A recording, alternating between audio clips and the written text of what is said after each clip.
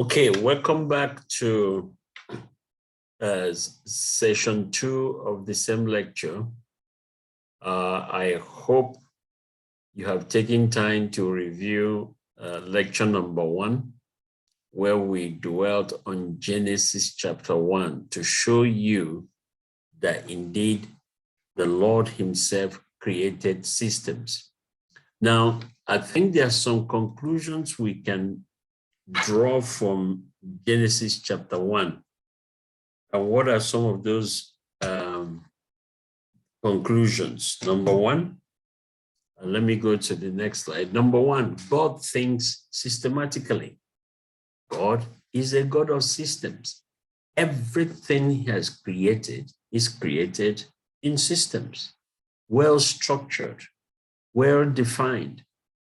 Number 2, I think when God said, let us make man in our image, according to our likeness, God intends for us to think like him.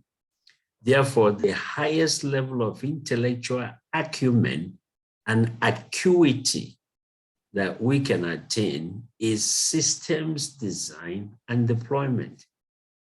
In whatever you know, make sure you understand all the underlying systems and even be able to take it further and even ask God how you can improve upon it. People that own systems, and I'm going to show you the statistics, people that know how to design systems own the world. Number 3, you can now begin to understand when God says in Isaiah 45 verse 3, I will give you the treasures of the darkness, the hidden riches of secret places.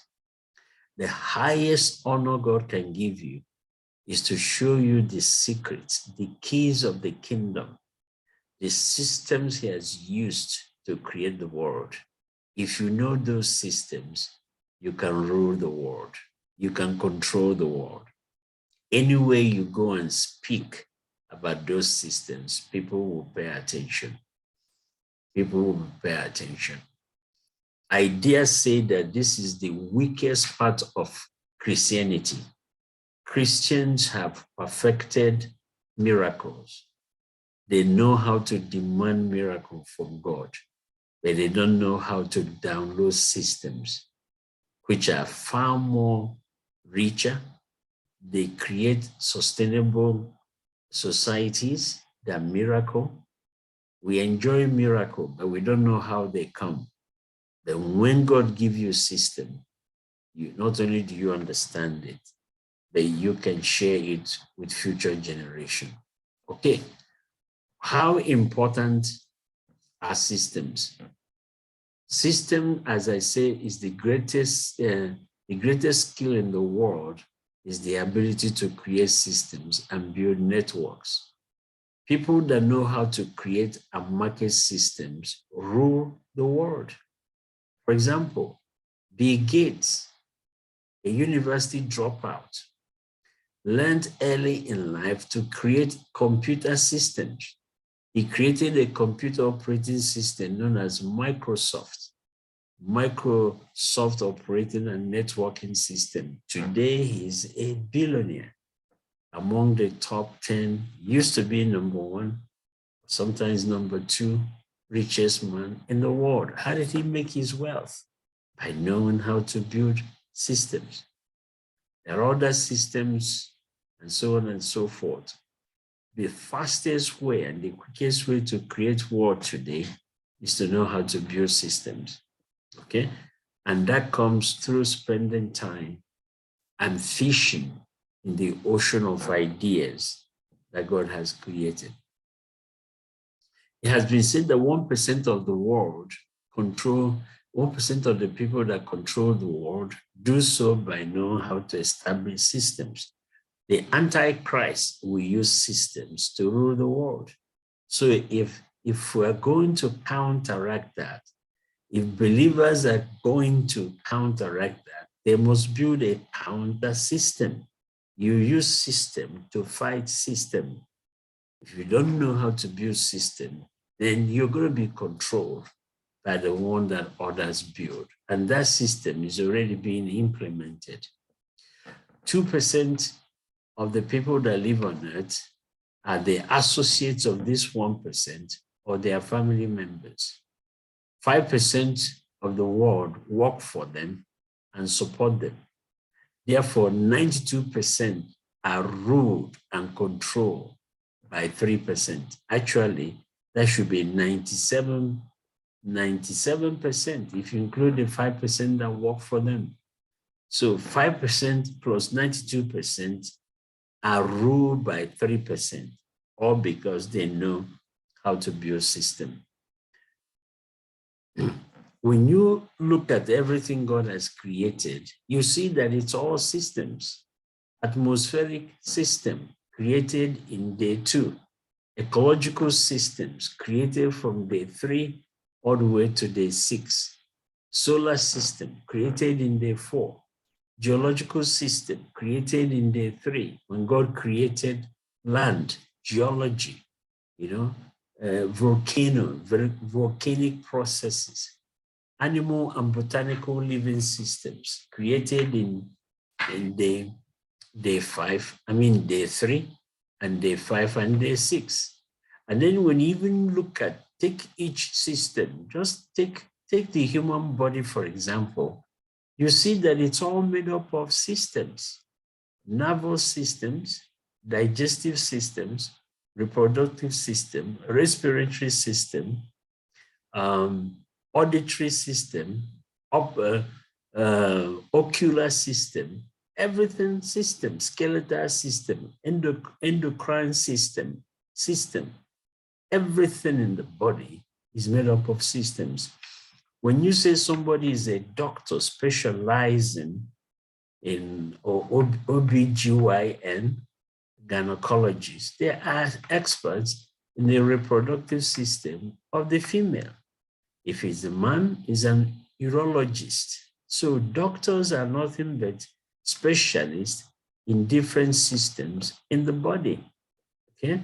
And it takes time to understand just one of those systems.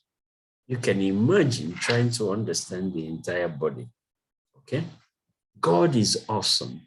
That's why the scripture says we are fearfully and wonderfully made, because we are nothing but a pack, a compilation of systems that often work independently, yet they work synergistically and cooperatively, okay? Now, human beings, societies have progressed through research and development. They're beginning to come up with man-made systems, which is what God wants us to do.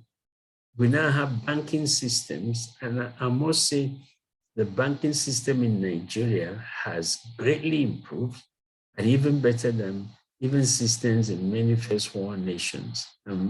That's a good development. Banking systems, transportation systems, financial systems, all of these come as a result of research and development.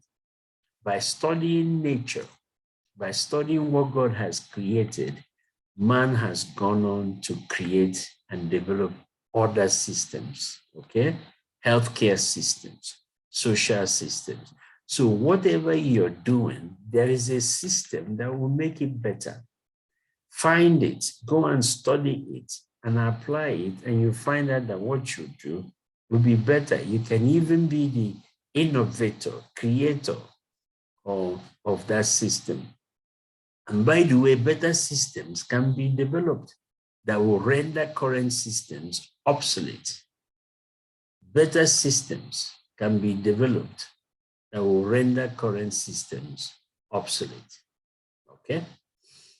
Now, there was a survey done a few years back in a business school. I don't recall exactly the business school, but it's a true story. In this school, around 1989, they surveyed the graduates from that school, and they asked them just 2 questions. Question number 1, how many of you have goals in life goals that you want to pursue? How many? Then they wrote it down. Then the second question is, How many of you have plans to achieve those goals you have? How many of you have plans to achieve the goals? And they submitted and they noted these individuals, the ones that say they have plans and the ones that have plans, and the ones that have goals but also have plans, and the ones that have goals but no plans. Okay, now, this is the result that the university published from this survey. They found out that 84% of the graduating students from this graduate school did not know exactly what they want to achieve in life. Okay? Their goals were very vague. You know, all they do is just graduate and get a good job. 13% knew exactly what they want to do in life, but it's not written down. There's no plan. They just believe it will happen. Only 3% knew, and they had written concrete plans how to achieve their goals. 3%. So the other 97%, or should I say 13% had, but they didn't write it down. 84 didn't have at all. They just want to get a good job. Now, 20 years later, they followed up with the same people to find out what they are doing. The 84% who did not know exactly what to do, many were found gainfully employed and just happily pursuing their normal life, pursuing other people's vision. 84%, which means if you don't really set a goal, you have nothing to pursue. Anything is good enough. Of the 13 that knew exactly what to do, but they didn't write it down, they found that many were gainfully employed, but because they are slightly more ambitious than the 84, they were almost paid twice as much as the 84%. Those, however, they found out that only about 0.05% of them managed to achieve the goals they have set in life. And I'm quite sure that along the way, somebody must have taught them how to write those visions down and how to make it real. Now, of all the 3% that wrote it down and knew what to do, all of them not only achieved their goals, but they exceeded it by 20%. In other words, the minimum achievement was 120%. The goals they had set for themselves. And they were earning, on average, 10 times more than the other 97% combined. In other words, everybody else was working for this 3%, which I agree with the original statistics, that 1% of the population of the world through system own everything, 2% are their family members, and the other 97% work for them or are slaves to them. If you don't know how to build systems, you will not know how to even actualize your goals. System is central to success. To have a vision and you don't know how to put them into plans is like daydreaming. You just become a daydreamer. It will never come to pass. Now, we saw in the first lecture how God developed a system when he saw the earth without form and void, how he proceeded to create a system. That was actually a planning system. A planning system. How do you plan what to do? And we will discuss it here. So there are different types of systems depending on what you want to achieve. There are different types of systems.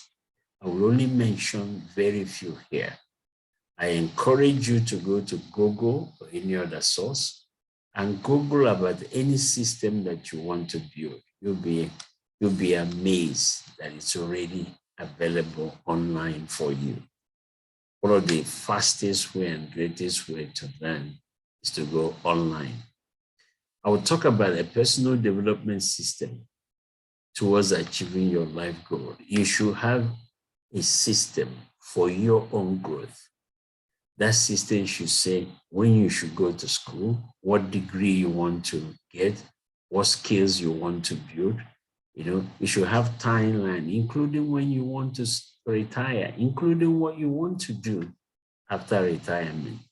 You should also have not just your spiritual development plan, emotional growth plan, intellectual development plan, social development plan, and even physical or health development plan.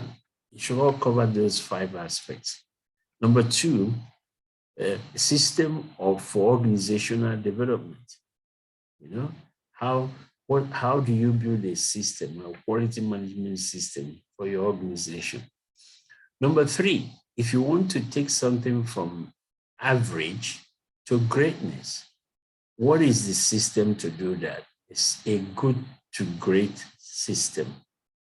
A good to great system. And finally, if you want to build groups, I would imagine in Wailing Women, we want to build many groups in the 7 spheres of the society. How do we grow such groups? Or we want to start another Wailing Women group in another nation.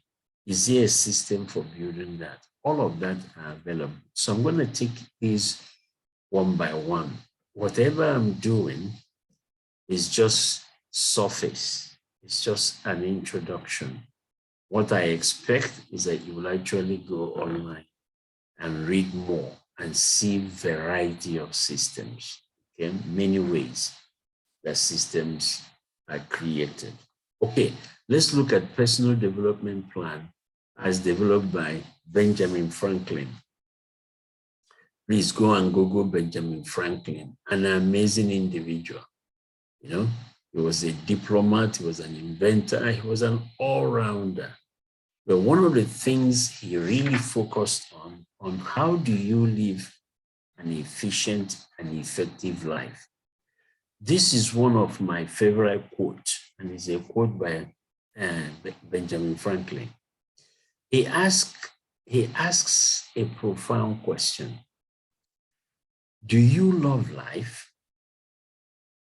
If the answer is yes, then do not squander time, for it's the stuff life is made of. He said, do you love life? If the answer is yes, then don't waste life. Don't waste time, because wasting time is wasting life. Time is life, and life is time. Therefore, have a plan in place to manage your life. And to manage your life is to manage your time. When people waste your time, they are wasting your life. So he developed a 6-step strategy for personal development. A 6-step strategy for personal development. First, he says, before you can ever decide the kind of life you want to live, you must have an idea, the values that will govern your life. What values do you want to be known for? Success in life is not what you have accumulated. The scripture clearly says that, we are not known by the abundance of the riches we have created. That's not what makes us popular. What makes us popular are the values of God you have expressed. For example, if I mention Mother Teresa that lived in India, you think of charity, compassion, love. So she was successful because she successfully expressed a godly value. If I mention Martin Luther King Jr., you will think of civil, fighting for the poor, civil rights. So you mention him in terms of the values he lived out.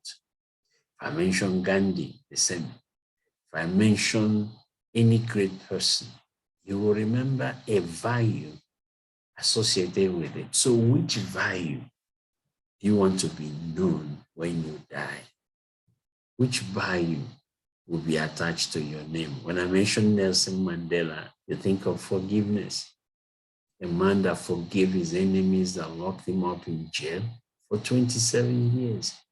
When he died, the whole world, every world leader showed up to respect a Black man that exhibited a godly value that most of us will find difficult to express. So, what are your governing life values? That's really a measure of your success. Not the money, not the position, not the car, none of the material things, but the values you have lived your life or you have exchanged your life for. You need to sit down, ask God, what value do you want me to express for you? Which of your values do you want me to express for you? Number two, in expressing that value, what global purpose do I pursue? Do I pursue politics? Do I pursue business? For example, I want to epitomize integrity. On what platform? You want to do it in governance? You want to do it in business, in education, the social sphere? That's the global purpose of your life. On what platform do you want to demonstrate the integrity of God? Number three, once you now decide on which platform to live out those values, number three, sit down, put a strategic plan of how you're going to go from where you are eventually to your city, to your region, to the nation, internationally. Write down step by step how you're going to get there. It's called General Plan of Achieving Your Goals. What kind of schools do you want to go to? Okay, break it down. Generally, I will go from House of Assembly to this, and so on and so forth. Or if it's business, what kind of business do you want to start with? Eventually, do you want to move into real estate, and so on and so forth? And these things are not done quickly. You have to spend time with God in a place of meditation so that God can show you. And number four, the long-term plans of achieving your goals. You now write specifically, you divide your life into seasons. Okay, in this season, this is what I will do. In this season, I may even travel abroad, live abroad for 2 or 3 years, whatever.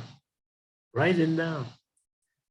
And then write the short term. Which one are you going to start doing now from where you are? Short term is usually 1 year, at most 2 years, but usually 1 year. What do I do the next 1 year? Okay. And even when you agree what to do 1 year, number 6, break it down into what you do every week, every day. Okay. So what do I do tomorrow? Okay. Taking my first step. What do I do? So this is called the system that will govern your life. If this system is not in place, everything else will not be in place. Everything else will not be in place. I would take these questions and go on a retreat with God and engage God. In my case, I took a retreat in 1999. It was in that retreat that God told me that I'm a Nehemiah that will one day leave the palace and go to a place of broken wall. Okay? You need to know who you are. You are an Esther? Are you a Deborah? Who are you? Let God tell you. He's the one that knows who you are. Before you were ever in your mother's womb, He had already ordained you. Go and find out what you have been ordained to do. Praise the Lord. Okay, so that's about personal development. As I said, there are many books on this. So please go get such books and read them. Number two, if you want to build or start an organization, then there's a system of building an organization. That's exactly what God did. How do you rebuild the world that was without form and void? God came up with a system. And I'm going to review that with you.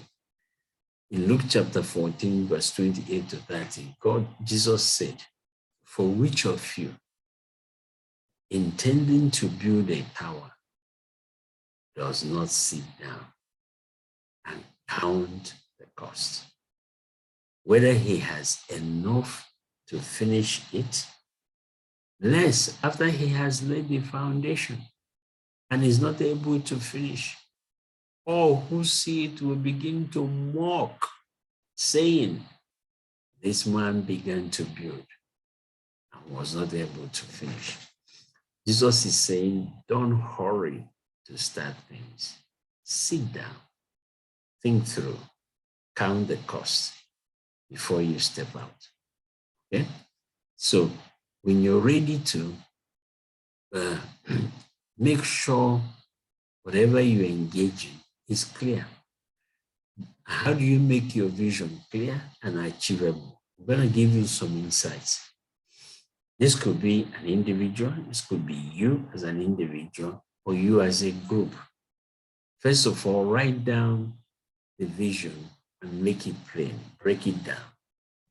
Break it into different parts, because a lot of people, when they join your group, they must find out where they belong. They must find out where they belong or their place in that vision. Number two, research your burdens and get statistical data. Find if your burden is orphanages or orphans. Research. Researching is not just going to the book. Go to people who have started it and find out how they have done. What are their challenges? Get it. Number three, make a list of everything you need to achieve the vision. And then ask yourself, what do I lack? What's missing? Usually, you don't have to have everything, but you must be with a group that collectively you can make up everything. So what you lack, find out if any member of your group has it. Number four, for every lack, commit it to God in prayers. We recommend separate away from the noise of your environment and be in a place where God can speak to you. Okay? Take along materials, either books, you can read resources, information on the topic, and even study and pray. And if you have a team you're starting with, let them go with you. But let them go separately. We recommend that they go separately so that God can speak to them. And when you come together, you now put the pieces of the puzzle together. Okay? But start with prayers. Start with prayers. Start with prayers. Okay? All right. So when you have now put everything together, you have an idea. Now organize your ideas in this sequence. Number one, write down the vision and make it plain. Okay? Remember that vision must address light. It must be, let there be light. It must solve problems. Number two, ask yourself, to achieve this vision, what kind of environment do we need? And it has to be a disciplined environment. You know, what kind of people do we need?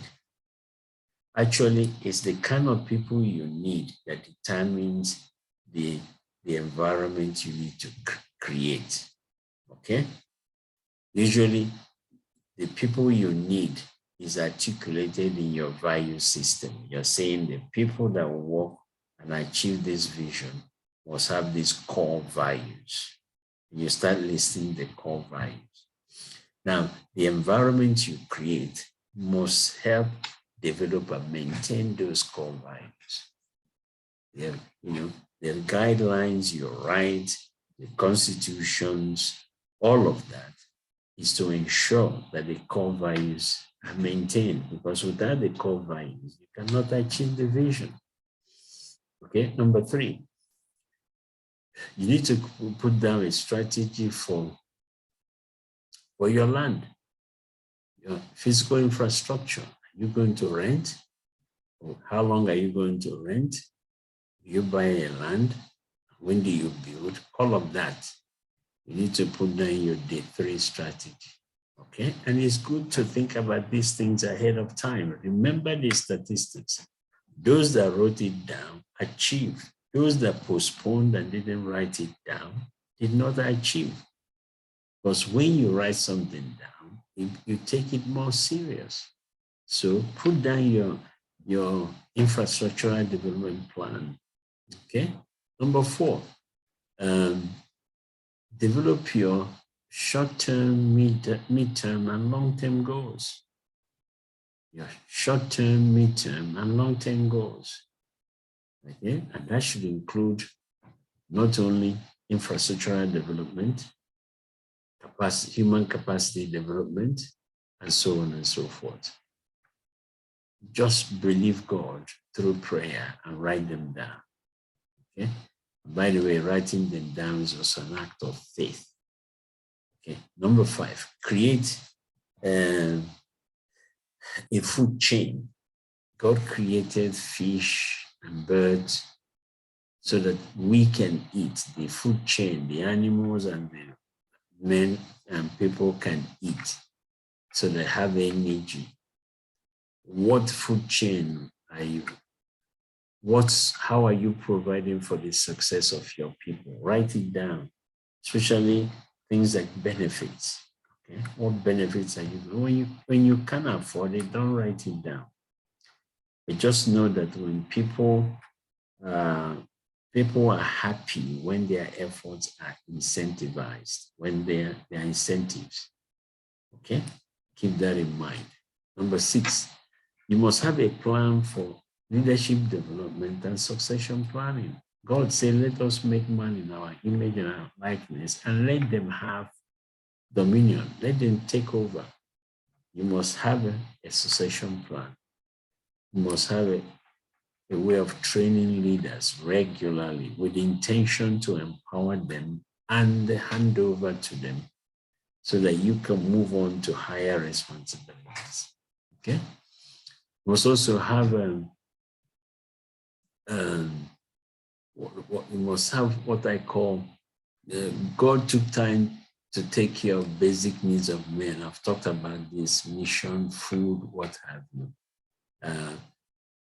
You must have a system of monitoring and evaluation. Okay? But to evaluate you as a leader, evaluate every system and process that you have in the organization. Learn to let everybody be free to speak without reprisals. Okay? Monitor and evaluation. Like God, you must have emergency preparedness and response. When somebody suddenly leaves or quits, what do? Do you have a second plan? You must think about that. When everybody doesn't want to continue, do you have a heart to continue and keep looking for new people? Okay? Emergency preparedness and response. It's good to think about these challenges ahead of time and decide how to deal with them than to wait till they happen. This is the power of simulation. You simulate things way ahead of time before they happen. Okay? And finally, prepare for retirement. Okay? You will not be there forever. So learn to hand over things for people to do and monitor them.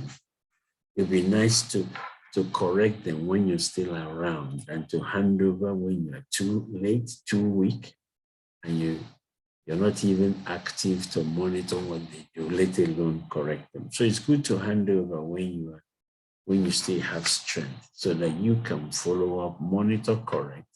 And by the time we leave the system, they're already operating the system flawlessly. Okay? All right. Now, I've talked about now system of personal development. I've talked about the system of organizational growth, organizational development. The third system I want to talk about is the system of taking an organization from good or average to greatness. Okay? It's a system too.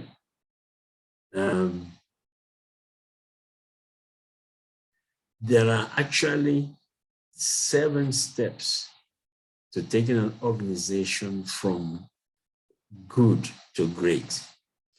By the way, good is always the enemy of great.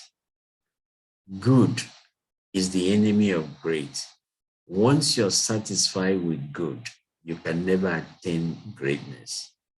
But when you are dissatisfied with good and you don't celebrate good or average, then you can attain greatness because it means you are dissatisfied. There are 7 critical requirements for any organization to go from good to great.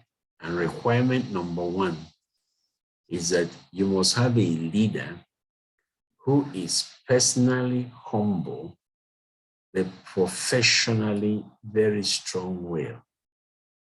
People who expect the best, but they don't expect the best for themselves.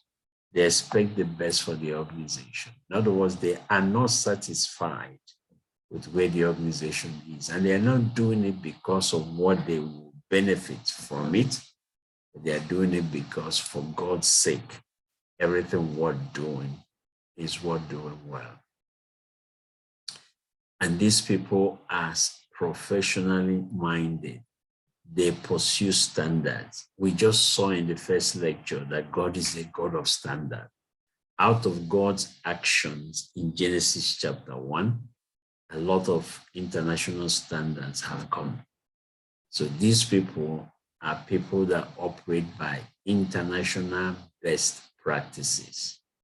They are not satisfied with average. A lot of us are satisfied with average, mediocrity. It's not good. It's not the spirit of Christ. God will examine what it does and know that it's good before he moves on to the next. Okay? So in Hosea 12:13, it says, by a prophet, the Lord brought Israel out of Egypt. And by a prophet, he was preserved. A prophet, Moses was a man of excellence. Moses was never satisfied. He kept pushing, prodding the children of Israel. The first generation he trained failed him, but he raised the second generation that succeeded. Never giving up, never compromising. Okay? We must be such level 5 leaders that do things not for what we can gain or what we will get from it, but we do it because it's worth doing and God deserves the best, because anything worth doing is worth doing well. May that mindset of excellence be in us, and be found in us, in Jesus' name. Amen. Now, I use this to illustrate what God really expects from all of us. What God expects in terms of human development. There are 5 states human being can be in, and you can see the graph. There are 5 states. The first state is the state of bondage, the bondage state. The second stage is the deliverance stage, where a person in bondage is delivered. The third stage is where the delivered person is now disciplined to infuse the character and the functionality of Christ in them. And the fourth stage is where they are now deployed into purpose. And the fifth, I call it step 4, is where not only have they been deployed into purpose, but they are now living a life of dominion. God desires that we live a life of dominion. Let us make man in our image, according to our likeness, that they may have dominion. Dominion is the reason for our existence. It's God's desire for all of us. So now, when you look at God's family, it starts with a man, Adam, then a family was created, then tribes, then states, then nation, then generation. God's desire is not only should a man deliver himself from bondage to dominion, but he must also bring his family, his tribes, his states, his nation, and even set up a system that the future generation will always be brought into dominion. And that's what God loved about Abraham. For I have known him that he will command his children and children's children to obey the Lord. By what? By operating in righteousness and in justice. Abraham set up a system that continued to instruct his children and children's children to obey the Lord. And so he maintained a generation or a lineage that was dominion-minded. And today, Israel as a nation is dominion-minded. That's what their forefathers and fathers taught them, that you should never remain in bondage, that you should attain dominion. That's God's desire. So having a level 5 leader is very important. If you look at just across the generation of children of Israel, Abraham attained dominion. He made sure Isaac attained dominion, Isaac and Rebekah. They made sure that Jacob attained dominion, Joseph attained dominion, Moses, every subsequent leader attained dominion. If you fail to raise the next generation to dominion, the society will begin to slide backwards. That's what happens in a society like Nigeria or other places where through election, you bring people who don't have dominion mindset, and they take the nation backwards. And when you continue to put leaders in succession that have dominion mindset, then the society continue to grow because they know they should bring everyone from bondage to dominion. There are some leaders that can bring a nation from dominion to bondage. Because leaders bring people to where they are. That's where choosing a leader is very critical. Especially women, choosing a husband is very important. You can be free and you marry a man that's in bondage, the whole family will be in bondage. You won't enjoy your freedom. All right, so I just want to illustrate the importance of level 5 leader. How do we become a level 5 leader? It's a journey again into self-development. People that love God with all their hearts, building spiritual strength and become value-based leaders. Remember, in the personal development plan, what value do you want to live for? We must be value-driven leaders, value-driven persons. Then loving God with all our soul, building emotional capacity so that we can become courageous and bold leaders. Loving God with all our mind, building intellectual capacity so that we can become leaders that are driven by systems and processes, just like God. In Genesis chapter 1, he built by systems. Loving God with all our strength, building our physical capacity so that we're leaders that serve with vitality.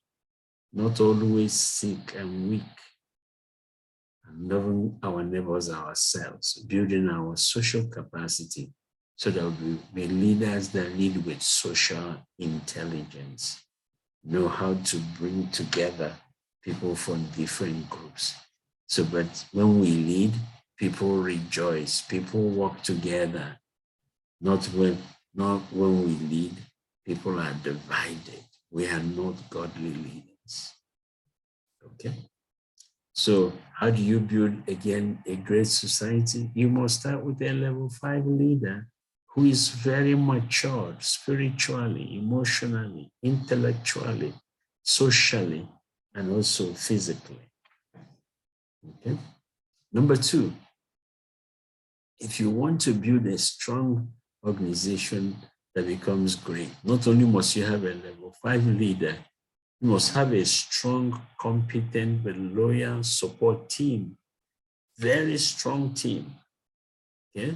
They are not praise singers. They are not praise singers. They are people who can look at their leaders respectfully and tell them the truth. Okay?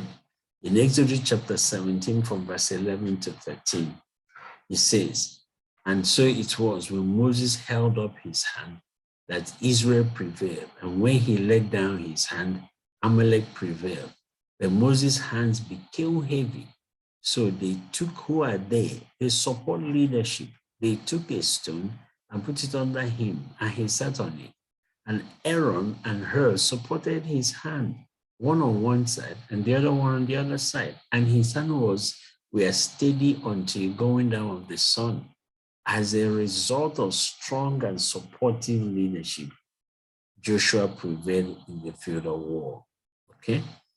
We need leaders who are strong, who are competent, who can confront us respectfully and tell us the truth so that we can make the best decision at all times. Number 3, if you want to build a great organization, you must understand all challenges and opportunities facing the organization. It's called facing the brutal facts. You must face all the challenges. You can't sweep anything under the rug.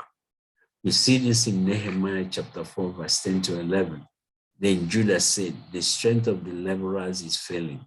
There's so much rubbish that we are not able to build." Joshua, rubbish is accumulating. Let's deal with it. People support leaders who are afraid of their leader will not tell them the truth. Yet leaders need to know the truth so that they can make the right decision. Judah said, "There's much rubbish." He didn't sugarcoat it. He didn't, we many of us in the Christian circle, we no longer say things as they are, because we don't want to confess negative. And we never give our leaders clear picture of what is going on. So they don't know the brutal facts. And our adversaries say they will neither know nor see anything till we come into their midst and kill them and cause the work to cease. Okay? And so it was that when the Jews who dwelt near them came, they told us 10 times, "From wherever place you turn, they will be upon you," creating fear. Therefore, I positioned men behind the lower parts of the wall at the openings, and I set the people according to their families with their swords and their spears. Why is that important? When you know the facts, when you have the facts, you can design a solution that works. And Nehemiah, based on the fact he has received, was able to design a solution, and so on and so forth, okay? And they succeeded. You must always have people that will tell you the truth and bring factual information to you, not people that will sugarcoat and so on and so forth. Those people will not help you. Okay, number D, understanding areas of organizational competitive advantage, otherwise called your hedgehog. Once you know you have all the facts, once you have all you know what is going on, It's easy to now decide a line of action. In case of a business, what do we go into? What's our competitive advantage? In case of a nation, where can we focus on? And so on and so forth. Nehemiah focused on their competitive advantage. What is it? So it was that from that time on, that half of my servants worked at construction, while the other half held the spear, the shields, the bow, and wore armor. And the leaders were behind all the house of Judah. Those who built on the wall and those who carried burdens loaded themselves so that with one hand, they worked at the construction. With the other hand, they held a weapon. A new system came up when the brutal facts was presented. They now came up with a hedgehog, the best way to address the issue in that season. Okay? Now, number E, organizational culture of discipline around the hedgehog. Once you have decided where to focus, then you build a culture of discipline around it. For example, your spending must be in your area of competitive advantage. Any other thing that comes, you don't spend your money there. Discipline of focus, We have decided we're going to focus on A and B. We stay on A and B until that season is over. Any other good idea, we shelve. We keep it in view. And then another thing is that they have discipline on how they use technology. They only use technology that accelerates their competitive advantage.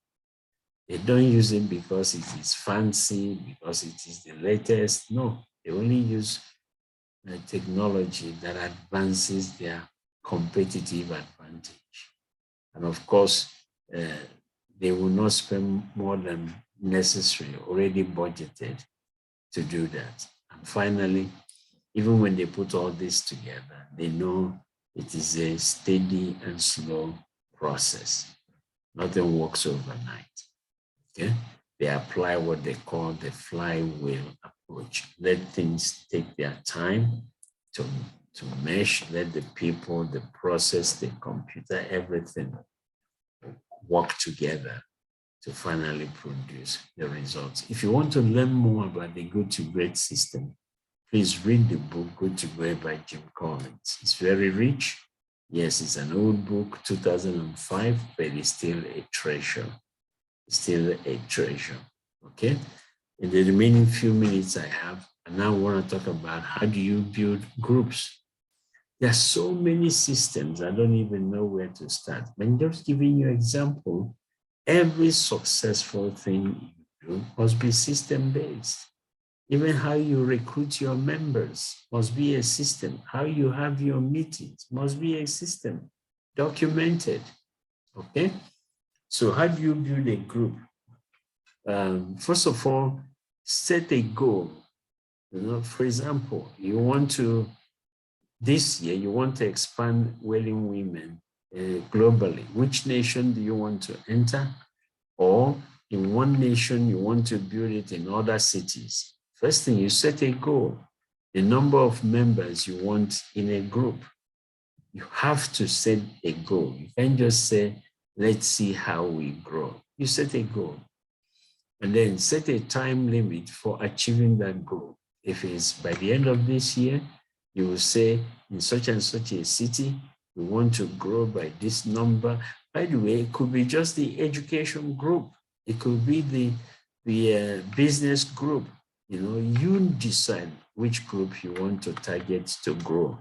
And it has to be based on need. It has to be based on hedgehog, the most competitive thing you want to do in this season that will yield the best result. Okay? So you set the time frame. If it's December 31st, 2022, then you set it as your deadline. Sorry, number 3, you determine the resources you have.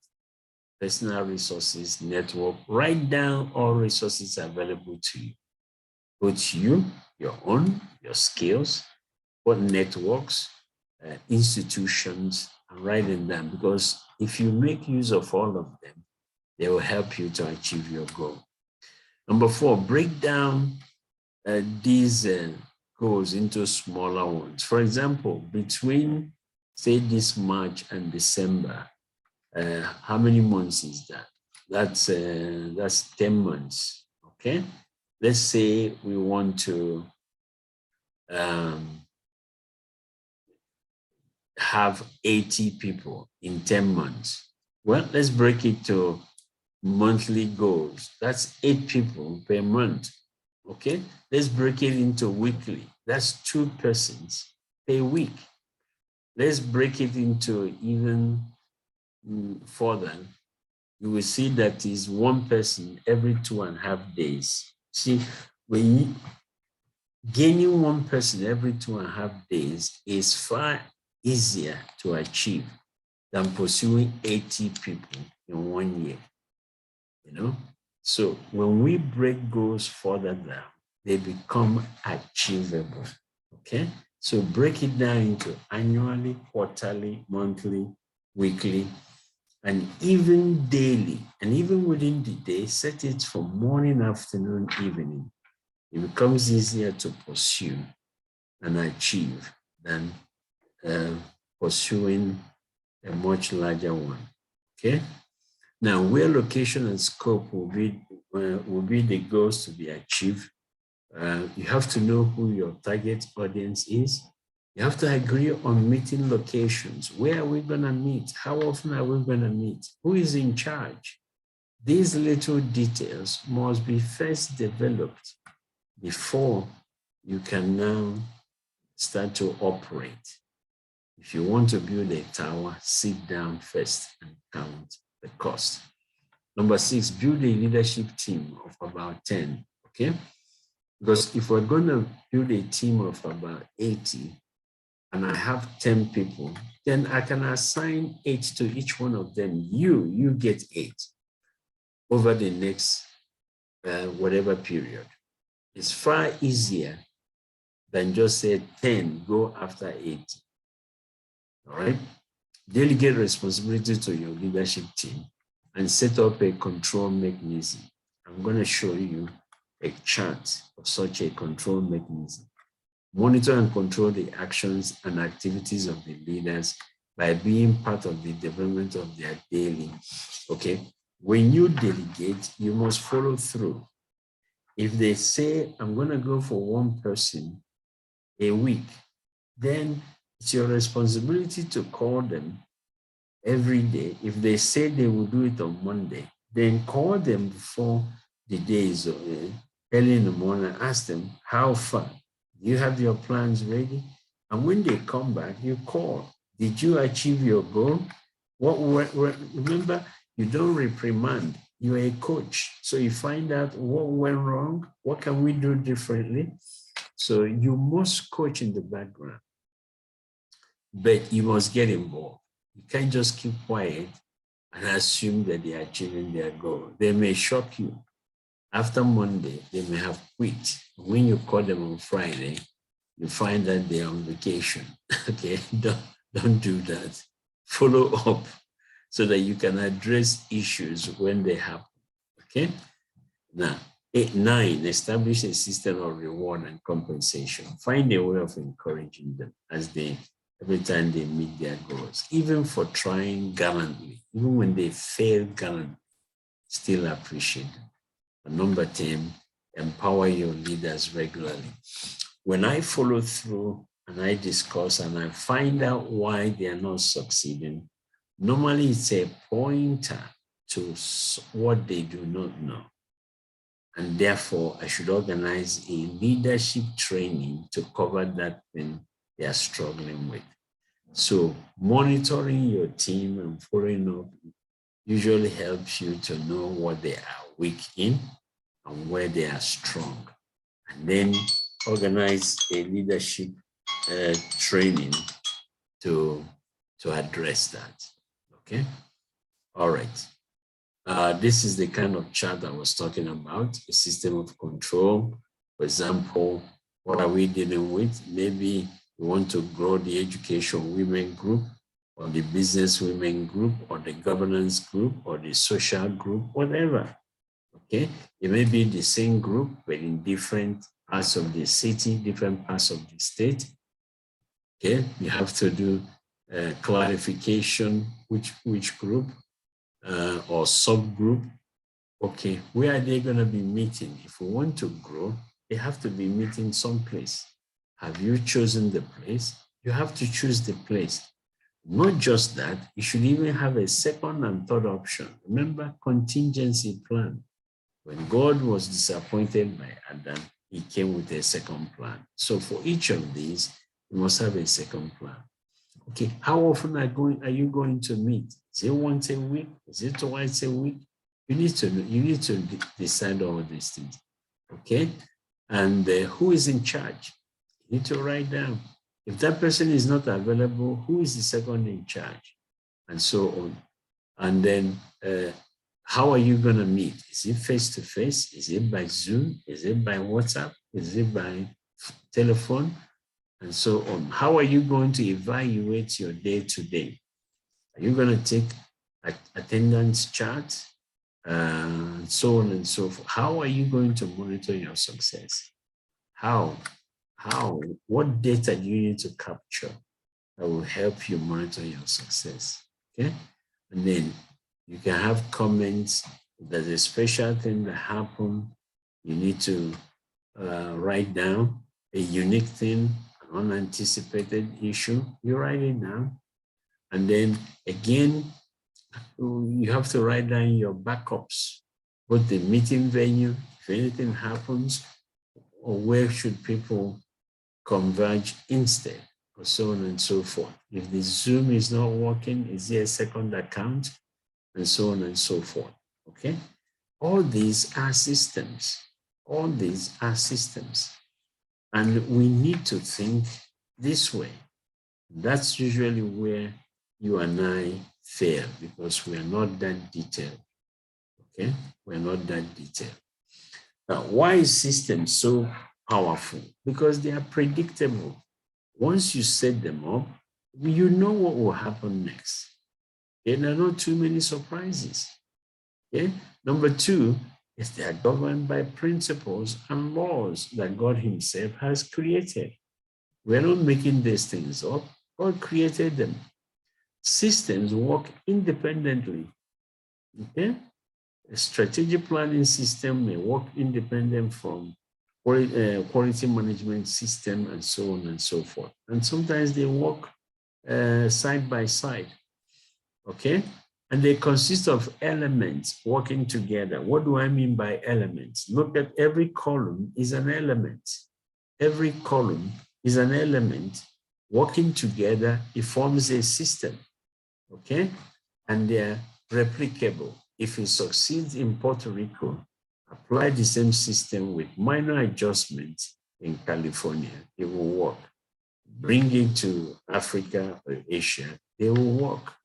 The system of mobilizing people. So system is very important. In conclusion, there are no failures in life. There are no failures in life. Rather, those who fail are those who are ignorant of success principles. These are secrets of life, systems that are secrets of life. Or they know these systems, but they are too lazy to apply them, because applying system can be very rigorous. It can be very rigorous. Number two, there are no limitations in life. We are only limited by our knowledge. Someone said to me, whenever you're stuck in life and you don't know what to do, it's because you have run out of systems. You have exhausted the systems that you know. So what must you do? Go and read more. Go and research. Leave that thing for a minute. Go online, read more about that thing. Talk to people who have done such a similar thing. By the time you finish researching and talking to people, what to do next will become obvious, okay? So anytime we are confused in life, it means we need knowledge. Therefore, seek knowledge, seek understanding. Therefore, knowledge, go and develop knowledge. Number 3, the purpose of education is not to accumulate knowledge, but rather to learn and teach citizens basic key life principles so that they can apply them in their personal, organizational, and national development involvement.